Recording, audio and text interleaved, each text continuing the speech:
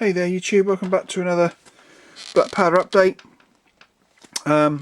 Pretty quick this time in comparison to my last. I actually, this is my the first unit I've actually completed since I hurt my knee. Now, two of these units were already done. In fact, I think I just started base coating the third company when I actually did fall over, and of course that stopped me from painting for the best part of just over 2 weeks, or just under 2 weeks in fact. Now when I did get back to doing painting, I managed to, over the space of 3/4 days, complete the final four, well I suppose you could say 5 units, because obviously these guys were partly done. Doing around about, I kind of managed maybe sort of 3 to 4 hour-ish sessions before my legs started to get too uncomfortable.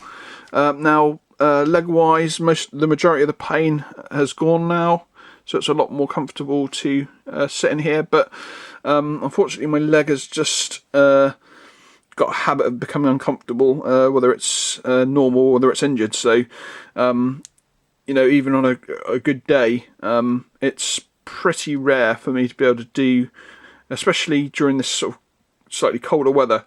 My summer mammoth sessions of doing sort of 6 or 8 hour sessions, that they sort of get completely cancelled during colder weather.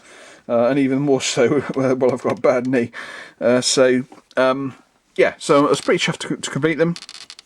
These guys are the 3rd Battalion of the 23rd Regiment of Ligne, or the Regiment de Ligne. They are made of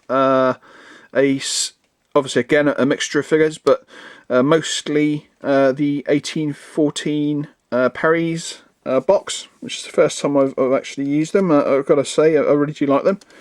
I thought with this being the 3rd Battalion, these guys would probably be the most likely to have still old gear, because obviously the supply chain would go down the battalions. So obviously the 1st Battalion would get all the stuff first, then the 2nd Battalion, then finally down to the 3rd Battalion.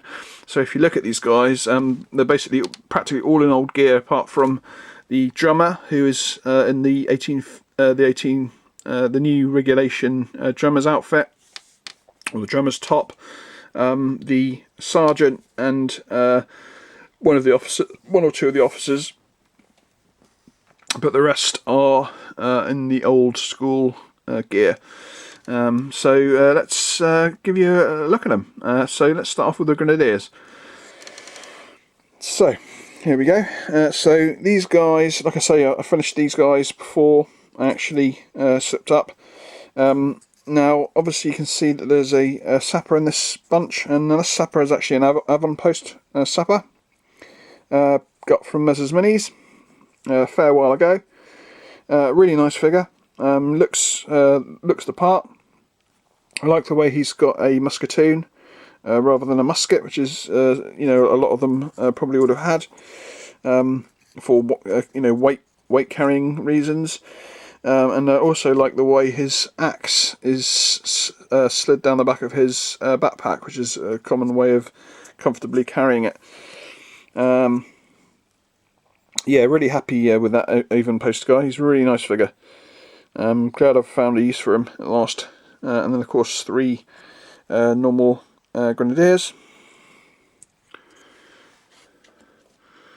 Then we have the 4th Company. Pretty standard.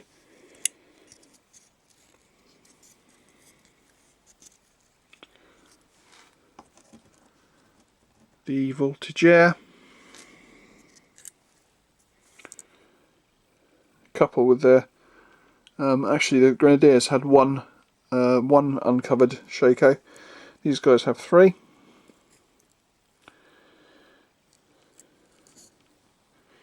I really like the way that you can make these guys shoulder the weapons.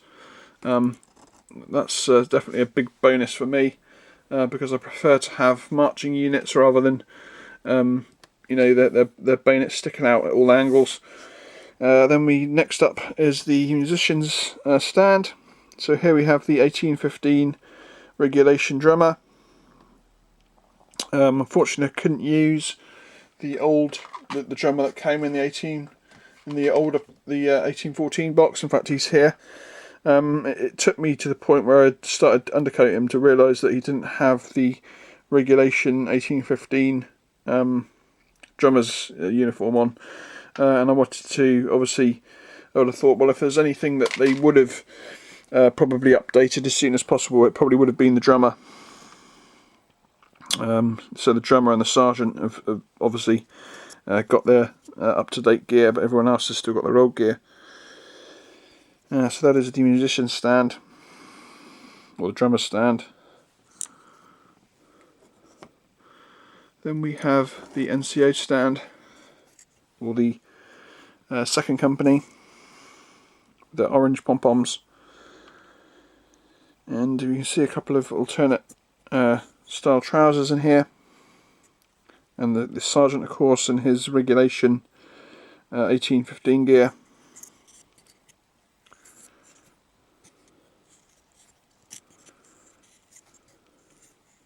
So that is the NCO stand. And finally the command stand. Now again, this is made up of mostly the 1814 Perrys, apart from this chap here. The secondary officer is made up of the officer from the 1815 box, which I'm normally not a big fan of, but I think he came out really quite cool on this particular command stand. And then of course there we have the 23rd Regiment de Ligne Fanion flag, again flags of war, and we have the Fanion point, which is supplied in the 1814 box, which is cool. And then of course we have the sergeant figure here, again from the 1814 box, which is really cool. You can tell he's a sergeant because he carries his musket on his opposite side, and he also has a sobriquet. And of course the chef of the battalion, because I'm going to do a separate officer or a separate colonel,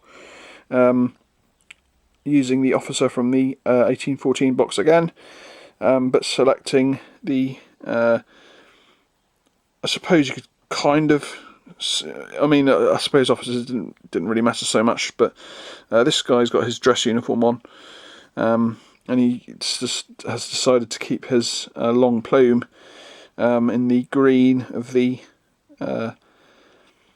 company, and also the white showing command. Yeah, really happy with how these chaps turned out. So that is the command stand, and that completes the regiment, well, not the regiment, the battalion. Now let me just show you this little thing here. Now this is a sort of little carry base that I built. Now when I ordered in some more 40x40 bases, they all came on these 4x4 sheet that you had to push out, and I was just kind of looking at them and I thought, you know what, I could make some sort of carrying base out of these things. So basically what I did was I basically stuck some cardboard onto the bottom of a 6 of these squares, which conveniently make up the